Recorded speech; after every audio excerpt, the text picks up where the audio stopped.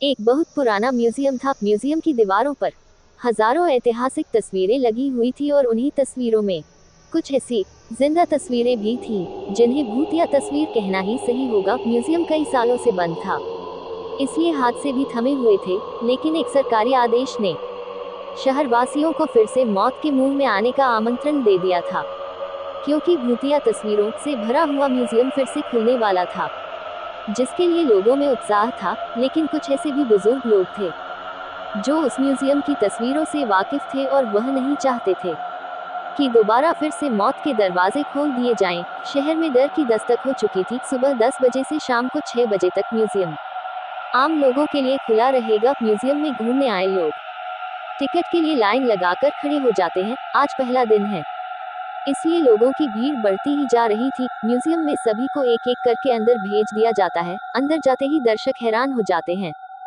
क्योंकि इतनी भयानक भूतिया तस्वीरें उन्होंने आज तक नहीं देखी थी। कुछ तो ऐसी अनकही तस्वीरें थी जिन्हें देखने से एहसास हो रहा था कि वह आपसे बात करना चाहती है। घूमने आए हुए लोगों में से एक परिवार का बच्चा अचानक गायब हो जाता है। उसके मम्मी पापा म्यूजियम के हर कमरे में जाकर अपने बच्चे को ढूंढते हैं, लेकिन उसका कुछ पता नहीं चलता। म्यूजियम में उपस्थित गार्ड को सूचना दी जाती है।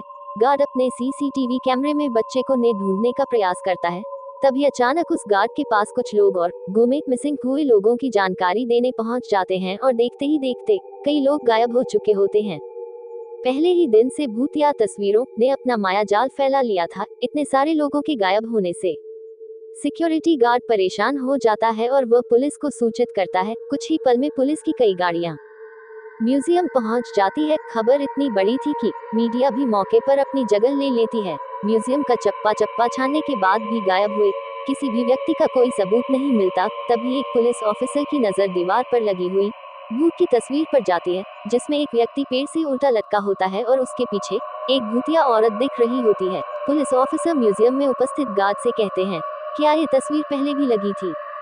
गार्ड को म्यूजियम के बारे में ज्यादा जानकारी नहीं थी, इसलिए वह म्यूजियम में व्यवस्था रखने वाले एक व्यक्ति से म्यूजियम की तस्वीरों के बारे में जांच पड़ताल करते हैं और उन्हें पता चलता है कि ये तस्वीरें कई 100 साल पहले की है। पुलिस ऑफिसर को लगता है कि उस जमाने में आज की तरह दिखने वाले लोग नहीं थे, तो तस्वीरों में भी नहीं होने चाहिए। तभी पुलिस ऑफिसर कुछ और तस्वीरों पर नजर घुमाते हैं। सभी तस्वीरों में आज के जमाने का कोई न कोई व्यक्ति नजर आ रहा होता है, और जब गुम मिसिंग हुए लोगों की शिनाख्त की जाती है तो पुलिस ऑफिसर के पैरों तले जमीन खिसक जाती है। तस्वीरों में कैद व्यक्ति वही लोग होते हैं जो म्यूजियम में घूमने आए थे। यह मामला पुलिस की पहुंच से ऊपर था, इसलिए भूत विशेषज्ञ व्यक्ति को बुलाया जाता है, जो अपने तकनीक के माध्यम से म्यूजियम में भूतों के अस्तित्व होने की पुष्टि करता है और यह भी बताता है कि म्यूजियम के अंदर जो भी भूत या तस्वीर लगी हुई है, वह किसी इंसान के द्वारा नहीं बनाई गई थी, बल्कि एक पुराने महल से प्राप्त हुई थी। ऐतिहासिक अफवाहों के अनुसार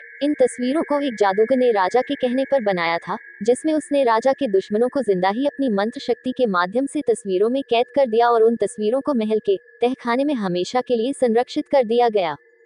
लंबे समय के बाद ये भूतिया तस्वीरें म्यूजियम तक पहुंची हैं, और तस्वीरों में मौजूद इंसान राजा के दुश्मन जो कि भूत बन चुके थे, वह तस्वीरों से बाहर आना चाहते हैं, जिसके लिए उन्होंने हमारी दुनिया से एक एक व्यक्ति को चुना है और उन्हीं व्यक्तियों के शरीर के जरिए ये हमारी दुनिया में आ सकते हैं। भूत विशेषज्ञ की बात सुनकर वहां मौजूद सभी घबरा जाते हैं और अपने परिवार वालों के लिए दुखी होकर रोने लगते हैं। तभी भूत विशेषज्ञ बताते हैं कि तस्वीरों में कैद इंसानों को निकालने का एक ही तरीका है। हमें उन तस्वीरों से हर उस इंसान को मिटाना होगा जो हमारी दुनिया से गया है, लेकिन ये काम सिर्फ कुछ ही सेकंड में करना होगा। पुलिस ऑफिसर भूत विशेषज्ञ से पूछते हैं, इतनी जल्दी किसी की तस्वीर मिटाना संभव नहीं है, आप बताएं कैसे होगा?